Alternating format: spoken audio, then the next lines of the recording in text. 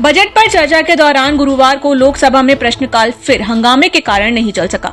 11 बजे सदन शुरू होते ही विपक्ष ने हंगामा कर दिया। सांसद प्ले कार्ड और पोस्टर लेकर वेल में पहुंच गए। इस बीच नारेबाजी भी होती रही। स्पीकर चेयर पर मौजूद केपी तनेटी ने 7 मिनट के बाद ही सदन को 12 बजे तक स्थगित कर दिया। इससे पहले संसदीय कार्य मंत्री किरेन रिजिजू ने एक्स पर एक वीडियो पोस्ट किया है, जिसमें 4 फरवरी को लोकसभा स्पीकर के चैम्बर में हंगामे का जिक्र है। रिजिजू ने दावा किया कि विपक्षी सांसदों ने प्रियंका गांधी की मौजूदगी में गालियां दी।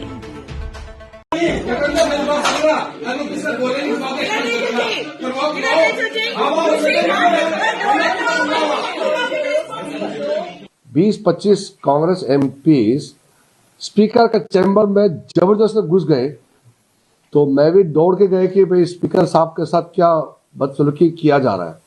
तो वहां इतना गाली गलौज किया गया। प्रियंका जी और वेणुगोपाल जी भी वही थे, उन्हीं के सामने में गाली किया है। वेणुगोपाल जी और प्रियंका गांधी जी ने गाली नहीं दिया, उनके मौजूदगी में कांग्रेस एमपी लोग ने बहुत गाली दिया। संयुक्त किसान मोर्चा और देश की 10 प्रमुख केंद्रीय ट्रेड यूनियनों ने आज भारत बंद का ऐलान किया है। एसकेएम और किसान संगठनों का आरोप है कि ये समझौता अमेरिकी कंपनियों को बढ़त देगा और भारतीय कृषि बाजार पर दबाव बढ़ाएगा। उनका कहना है कि इससे डेयरी उत्पाद, अनाज, सोयाबीन तेल, पशु चारा जैसे उत्पाद सस्ते दामों पर भारत में आएंगे और भारतीय किसान प्रतिस्पर्धा नहीं कर पाएंगे। एसकेएम ने इससे किसानों के साथ विश्वासघात और पूरी तरह सरेंडर कहा है। गुजरात के अहमदाबाद में 12 जून 2025 की दोपहर एयर इंडिया का लंदन जा रहा प्लेन हादसे का शिकार हुआ था। लंदन के अखबार दी इंडिपेंडेंट की एयर इंडिया पर एक रिपोर्ट आई है। इसके मुताबिक एयर इंडिया ने हादसे में जान गंवाने वालों के परिजनों को अतिरिक्त मुआवजे के बदले केस करने का अधिकार छोड़ने का प्रस्ताव दिया है। एयरलाइन परिवारों को अतिरिक्त 10 लाख की अंतरिम राशि देकर समझौते की पेशकश कर रही है। कुछ मामलों में ये 20 लाख रुपए तक है।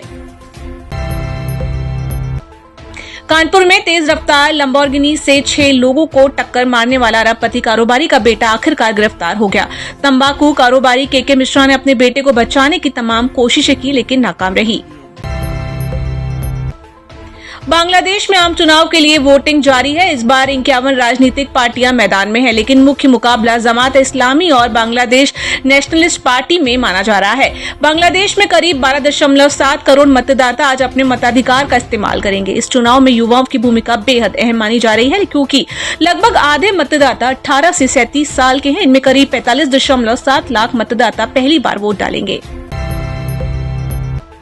देश में फरवरी के दूसरे हफ्ते में ही 3 प्रमुख मैदानी राज्यों राजस्थान, मध्य प्रदेश और छत्तीसगढ़ में पारा 30 डिग्री का आंकड़ा पार कर चुका है।